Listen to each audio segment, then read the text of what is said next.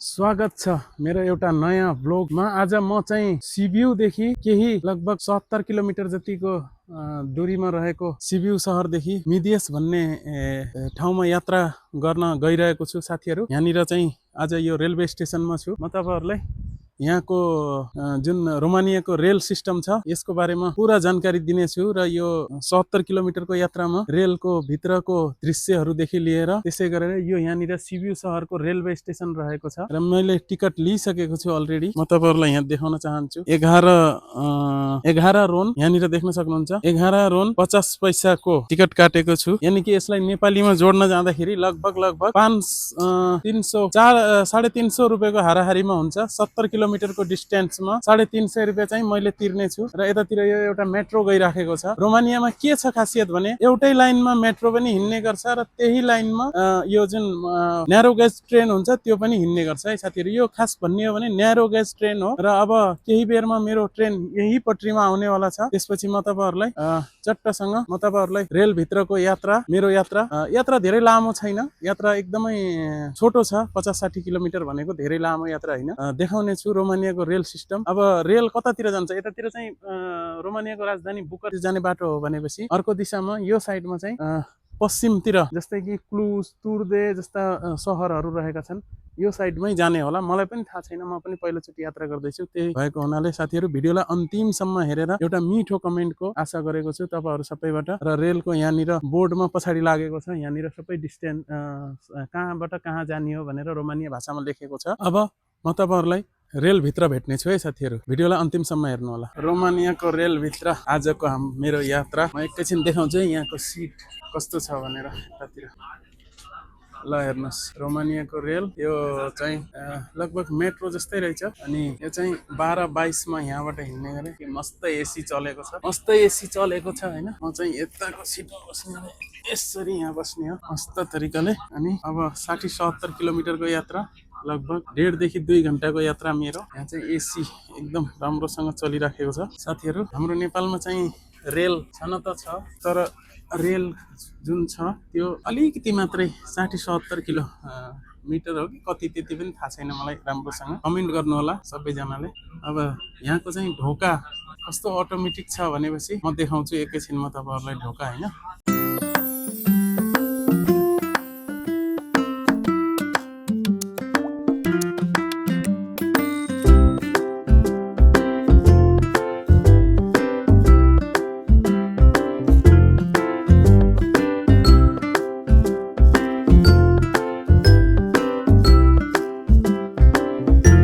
मेरो जर्नी सुरु भइसकेको छ साथीहरु। हेर्नुस्, म चाहिँ रेल भित्र मस्त तरिकाले, हैन। अब यहाँनिर 1-1.5 घण्टामा पुग्छु होला।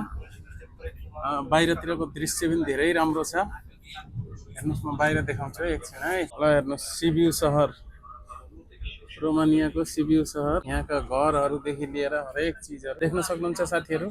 सुन्दर दृश्य सिबियु सहरको। रोकी पो दियो त यसले त। ल किन ब्रेक मार्यो साथीहरु? यात्रामा कन्टिन्यू रहनु होला मेरो साथमा। भिडियोलाई हेरेर एकदम इन्जोय गर्नु होला है। उडेर जाने चरी झै म पनि उडिआए, सपनाको भारी बोकी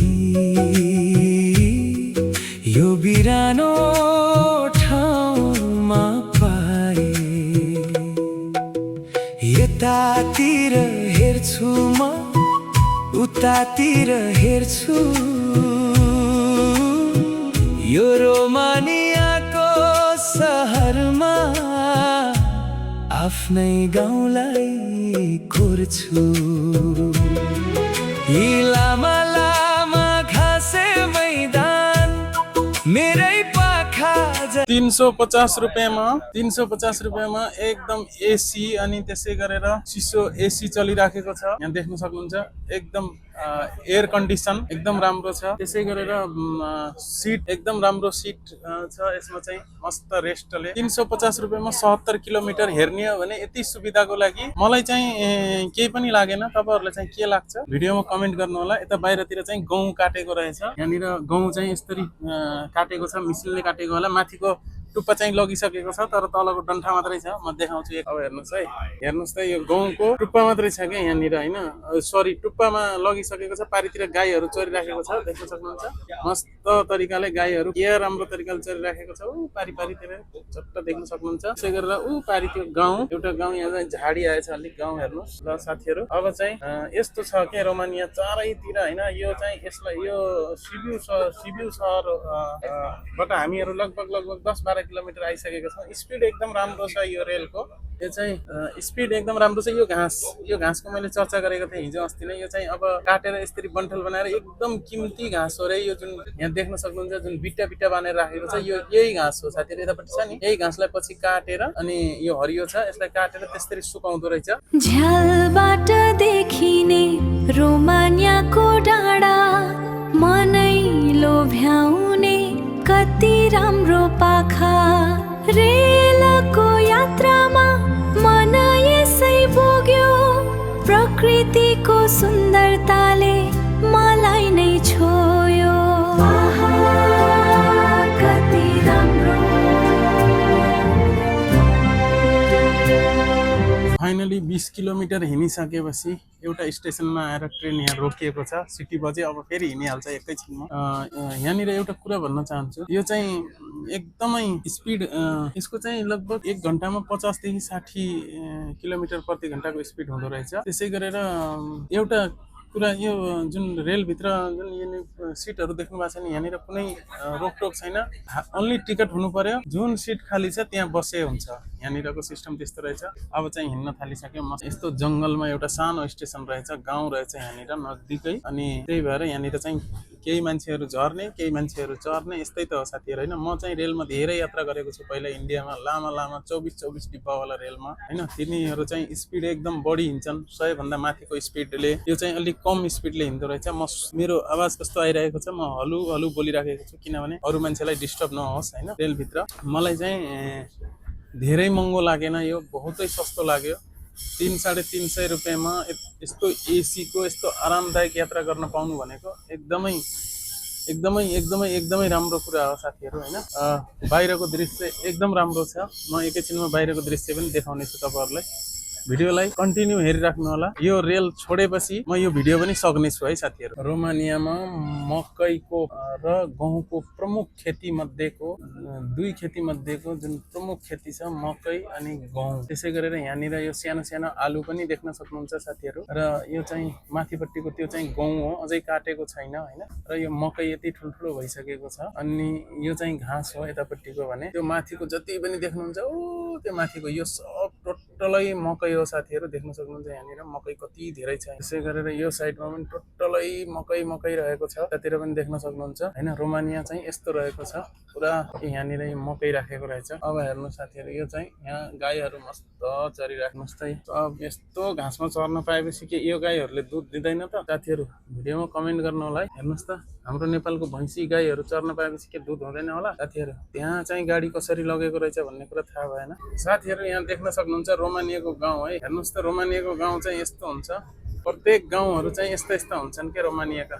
र यो खेतीबाडी हेर्नु न यहाँ कति धेरै छ भन्ने कुरा। खेतीबाडी तपाईँहरूलाई डिस्टर्ब भइरहेको होला। हेर्नु पुरा जता हेऱ्यो मकै जता हेऱ्यो मकै मात्रै छ क्या यहाँ। यो चाहिँ गाउँ हो, ठुलो गाउँ रहेछ यो चाहिँ। देख्न सक्नुहुन्छ गाउँ चाहिँ यो ठुलो रहेछ। मैले यसरी देखाएँ। अब यहाँ देख्नुहुन्छ त्यो गाउँ कहाँबाट सुरु हुन्छ यसरी कहाँ सकिन्छ भन्ने कुरा के। देख्नुहोस् त हेर्नुहोस् त गाउँ कति ठुलो गाउँ रहेछ। हेर्नुहोस् त अझै सकिएको छैन त्यहाँ माथि।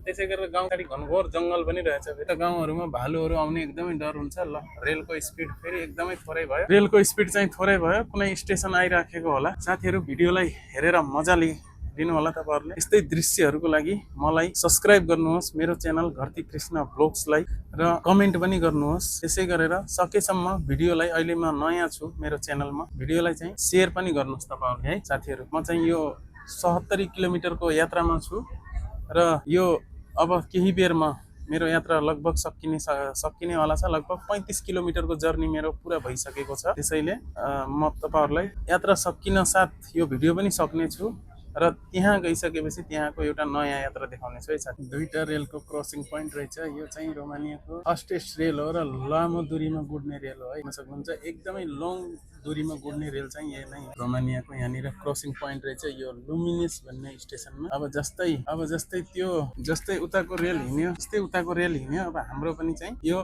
गुड्न सुरु भयो। हेर्न सक्नुहुन्छ यो चाहिँ हाम्रो पनि गुड्न सुरु भयो हैन। यो चाहिँ सिग्नल हुन्छ के, किनभने यहाँ सिंगल लाइन छ नि त, नि डबल लाइन छैन, एउटा आउने एउटा जाने। यो चाहिँ सिंगल लाइन छ र क्रसिङ दिएको, उता जाने रेललाई चाहिँ यहाँ रोकेर एकैछिनको लागि उसले चाहिँ क्रसिङ दिएको हैन। यो सुन्दर वातावरणमा भिडियोलाई छोडेर कतै नजानु होला है, तपाईहरु मेरो साथमै रहनु होला। मैले भने भिडियो त्यहाँ सकिन्छ जहाँ यो रेलको मेरो यात्रा सकिन्छ साथीहरु।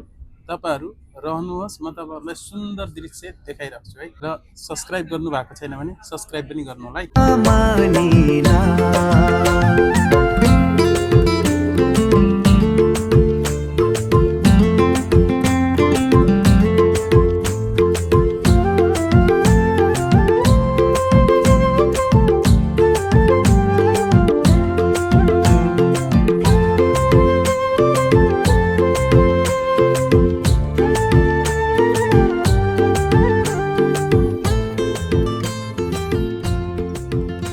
यात्राको क्रममा लगभग 50 किलोमिटरको दूरी चाहिँ मैले पुरा गरिसकेको छु र एकदम सुन्दर यात्रा भइराखेको छ। तपाईहरुले हेरिराख्नु भएको होला मैले आशा गरेको छु। र त्यसै गरेर बाहिरको सिन म देखाउन चाहन्छु तपाईहरुलाई। यहाँनिर देख्न सक्नुहुन्छ साथीहरु बाहिरको सिन एकदमै मनोरम दृश्य बाहिरको रहेको छ। लगभग 50 किलोमिटर यात्रापछि यस्तो जंगल आएको छ र साथसाथमा उताबाट सडक पनि गुडिराखेको छ। यो छेउछेउमा आउने झार जंगलले हल्का मलाई समस्या गरेको छ। गहिरो पुल आयो साथीहरु, यहाँनिर तपाईहरुले आवाज सुन्न सक्नुहुन्छ। त्यसै गरेर यो हेर्नुस्, यो चाहिँ बर्सिन घाँस जस्तो लाग्छ तर यो बर्सिन घाँस चाहिँ हैन है। कमेन्ट गर्नु होला साथीहरु यो के हो।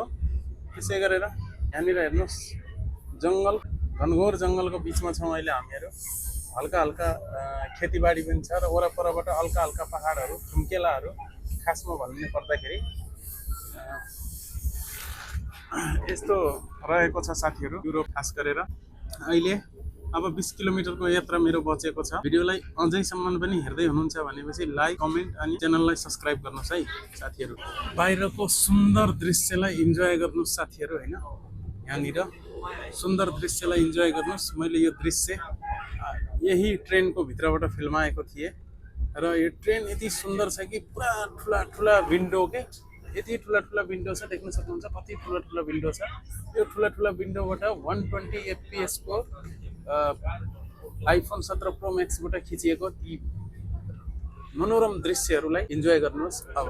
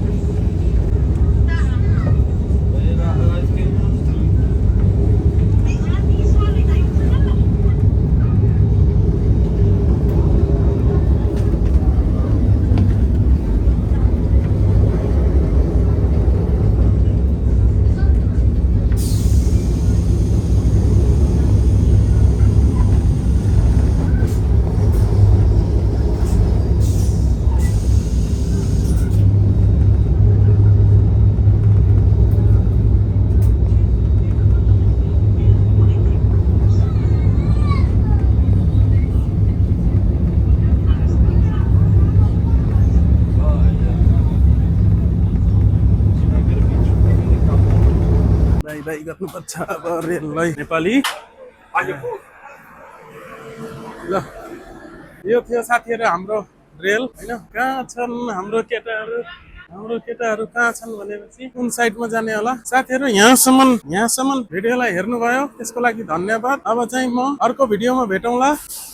यसरी दुईवटा रेल चाहिँ यहाँ यसरी जोडिएर आएको रहेछ। अब यो रेल यहाँबाट अगाडि कता जान्छ त्यो मलाई थाहा भएन। साथीहरू भिडियोलाई अन्तिमसम्म हेरिदिनु भएकोमा धन्यवाद। कमेन्ट मिठो लेख्नु होला। अब म चाहिँ यहाँबाट आफ्नो साथीलाई फोन गरेर साथीको रुममा जान्छु।